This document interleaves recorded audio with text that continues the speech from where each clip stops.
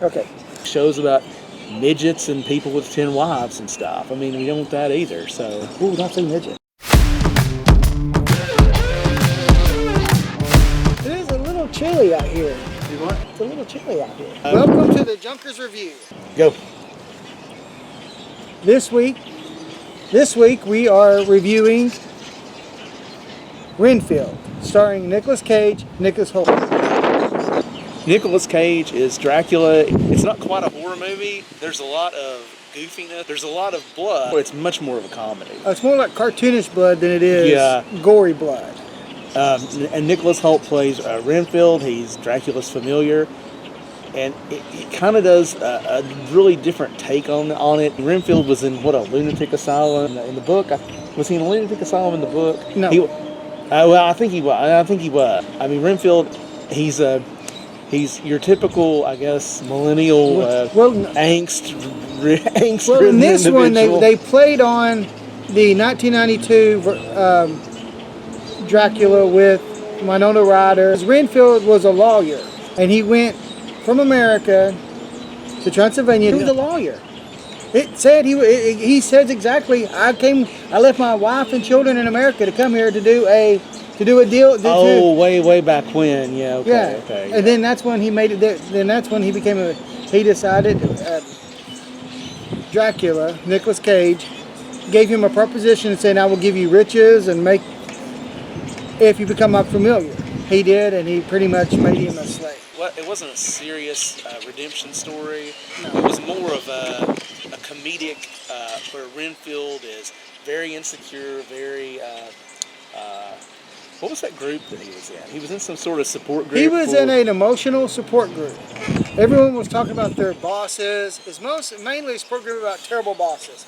How they didn't treat them right, how they were ignored, invisible. There was a running joke in the movie with this one girl that kept trying to tell her story. Yes. And like Renfield was always coming and interrupt her. That was funny. Yeah. The support group was funny in this movie. At one point he ends up kind of saving Awkwafina, who's a cop in this movie, and she's taken on this crime syndicate family. Renfield ends up saving her in this bar fight scene. It was pretty funny. There was a hilarious scene with Dracula where he told Renfield he wanted a couple. He goes, I want a group of nuns. A group of nuns and a busload of cheerleaders. I want a busload of cheerleaders. And they're sitting in this bar, and all three will walk in. And Renfield's not really feeling. He's feeling kind of guilty about how he just basically is serving up people for Dracula. Well, he's been feeding him drug dealers, drug users, and it's not. The nutritional value isn't there, so Dracula isn't as. He's been pretty much an invalid for almost 100 years. He was attacked, he was burnt, and since Renfield has been feeding correctly. What is an invalid? Invalid? Yeah. Invalid? Was that the word? I don't even think that's the word. I don't know. Okay, we'll cut that out. Yeah. He was basically reduced to an elderly person who hardly could take care of himself. And he wasn't healing because Renfield was not giving him the nutrition that he needed. He sees Awkwafina standing up to the crime syndicate. And he's not been standing up to anybody. Yeah. He sees that. It rejuvenates him. He goes back to the group, interrupts that girl's story. Then there's this funny scene where they have him go to spa day, and the group convinces Renfield to go to spa day. They convince him to get a manicure, and he's got all these bright clothes or whatever. He changes his clothes, his hair. He's got to clean those cuticles. Yeah. And he gets an apartment. It's a studio apartment. He gets a studio apartment. And so anyway, Dracula finds out that Renfield has basically been not what he's supposed to be doing. He's been off doing good deeds, taking care of other people, and Dracula goes and confronts him in his studio apartment. He mentioned that like 4 or 5 times. He the phrase "chewing the scenery." Nicolas Cage absolutely chewed the scenery in every scene he was in as Dracula. He was hilarious, and so this other guy, this Nicholas Hoult as Renfield. he was totally in character the whole time. Both of those guys were really good in this movie. Yes. Now, I don't know about Awkwafina. She was all right. Well, the problem about Awkwafina, almost the entire movie, she keeps arresting this one person that's in the syndicate, and they just keep releasing it, and they just give her grunt work. The character was kind of fraying on my nerves a little bit. Yeah, and she automatically has that ability to do that because her voice is so.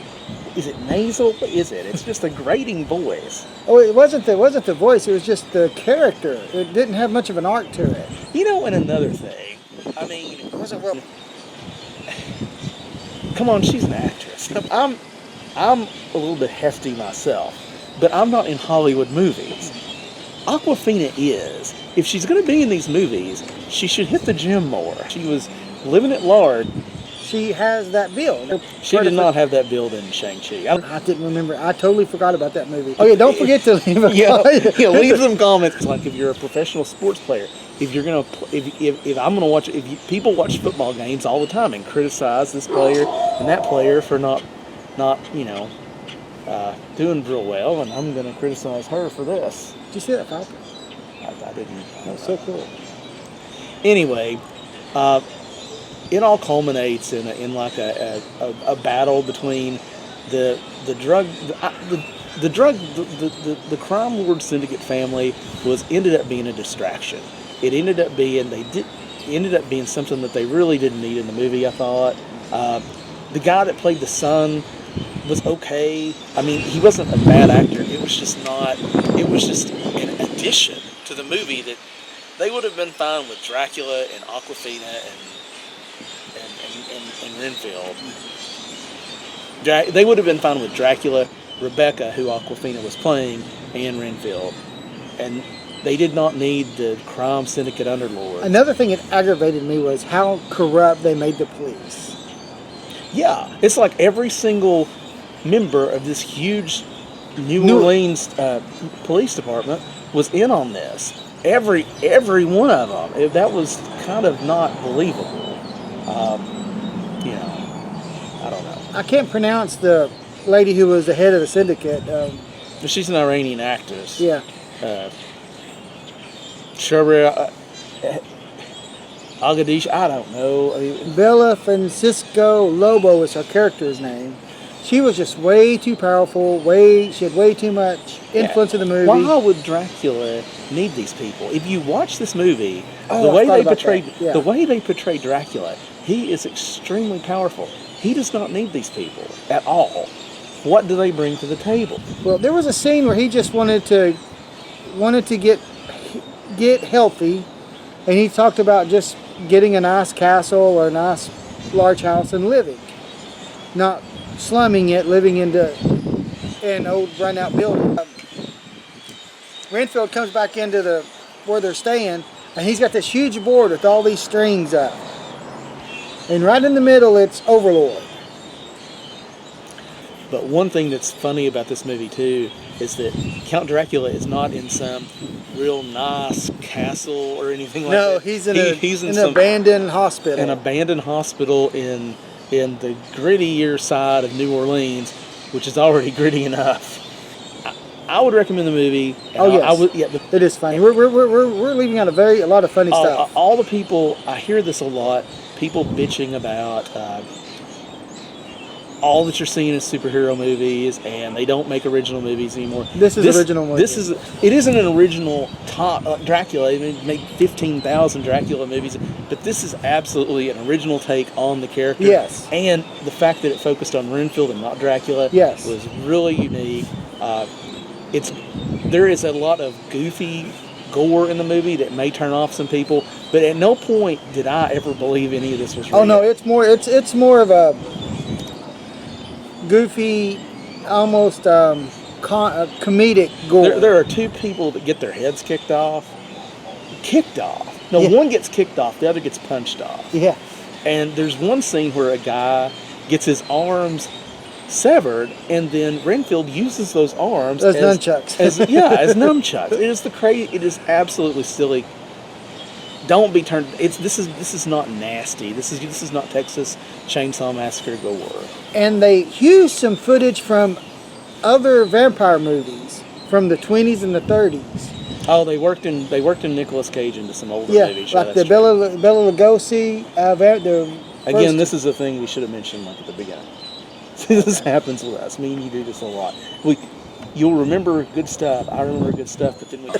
So I'm going to try to word this correctly.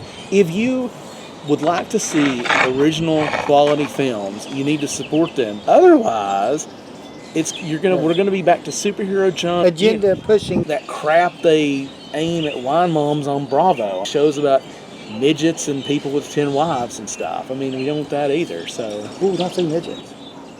I'm gonna say. That's offensive. I'm gonna say midget. There's all these midgets on TV. You turn on Bravo, that's all there is, man. And people watch this stuff. Real Housewives and all that crap. Now, if you want quality production, if you want good stories, go support them. And right now, honestly, with the superhero movies not doing as well, we were talking about this afternoon. There have been some good movies that have been out over the last 6 months, and a lot of people aren't going to see them. We saw a good one last night. Well, yeah, we'll talk about that in a minute. Yeah, we saw another good one last night. So anyway, I'm on this stupid 3-star, 4-star thing. I'm just going to say whether I would go see it and whether I would go see it at the theater from now on. I would go see this movie, and if I would go see it at the theater, it's totally worth it. It's funny.